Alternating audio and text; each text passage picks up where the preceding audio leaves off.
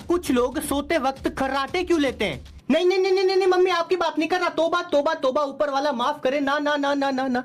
देखो, नॉर्मली जब हम सांस लेते हैं तो हवा हमारी नाक या मुंह से होते हुए गले तक जाती है और फिर विंड पाइप से होते हुए छाती तक जाती है। अब होता क्या है कि जब हम जगे होते हैं तब हमारे शरीर का हर एक मसल अच्छे से काम कर रहा होता है, कोई भी रिलैक्स कंडीशन में नहीं होता। पर जब हम सोते हैं तब हमारे मसल रिलैक्स हो जाते हैं, मतलब गले के भी मसल रिलैक्स होंगे। इसकी वजह से जहाँ से हवा जाती है वो जगह थोड़ी सिकुड़ जाएगी। अब होगा ये कि जब हवा अंदर आएगी तो वो जगह कम होने की वजह से यहाँ प्रेशर बनाएगी और प्रेशर की वजह से ये रिलैक्स मसल धुड़ धुड़ धुड़ धुड़ धुड़ धुड़ धुड़ धुड़ वाइब्रेट होने लगेंगे और बस जनरेटर चालू। मम्मी यार